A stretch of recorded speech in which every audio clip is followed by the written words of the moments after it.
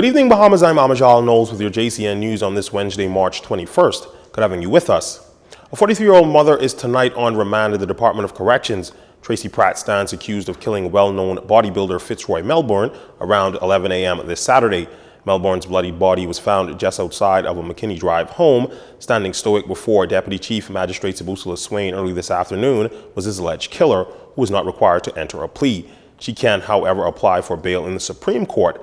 Pratt is scheduled to return to court on May 15th. That's when a voluntary bill of indictment will be presented. However, before being whisked away, Pratt's attorney, Tony Lewis, requested that her client see a doctor due to stomach pains brought on by a cancerous tumor in her appendix that she had removed.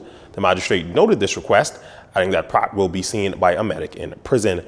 Melbourne was one of 2 people killed this weekend. A prison guard was also shot to death.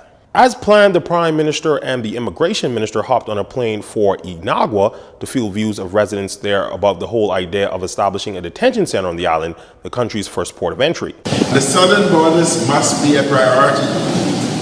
So we will place you on the priority list and deal with your problems. And as we educate the students, etc., we only ask that some of them return home so that we can further upgrade and build our community. The PM says the new institution will be more accommodating because of its location and that it will cut costs. The extra monies that we save can be utilized for education. Many of our students want to attend University of Bahamas and other institutions.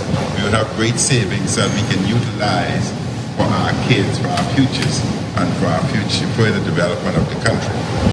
Dr. Minnis also addressed concerns about boosting Inagua's tourism product and creating employment opportunities. He says the government will upgrade airport facilities, healthcare facilities, and schools. We want to look towards establishing a detention center here in Inagua so that when persons land here illegally, they are dealt with, processed, and are transported right back to Haiti or wherever they come from, so as to avoid the cost of taking them up to Nassau and bringing them back down. The Prime Minister plans to visit all family islands to hear firsthand the concerns of residents. And the government's promised to do a more comprehensive review of the Oban project in light of all the blunders surrounding the East Grand Bahama deal. And that's by Prime Minister Hewitt Minnis' own admission in the House of Assembly yesterday. At the time, he acknowledged that in its haste to boost Grand Bahama's economy, there were some missteps that should have not happened.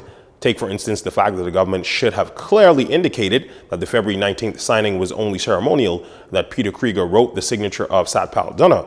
Mr. Krieger has since resigned from the company. Moving forward, the government's review is expected to include due diligence at the Bahamas Investment Authority, all environmental and all land use issues. This includes the environmental impact assessments and consultation processes, including with residents of Grand Bahama, particularly East Grand Bahama. To improve our process, the government has selected a consultant to advise on the work of the BIA.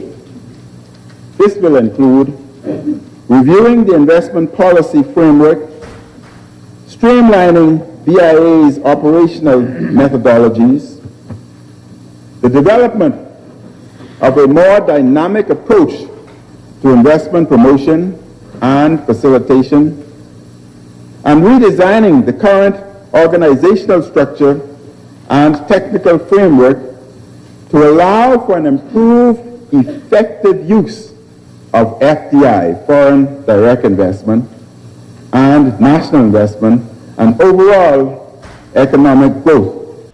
The consultancy to be financed through the IDB's project will be for 6 months and expected to begin April 4th. Well, while a lot was said about the mistakes the government made with the Oban agreement, what the opposition didn't hear was the administration owning up to the fact that this was a deal it completed, not the opposition. Backing up her leader, Philip Davis, was Engliston MP Glenys Hanna Martin, who too encouraged the Prime Minister to take full responsibility for what happened. And we've reached our first break. More news when we return. This segment of the news was brought to you by Alive.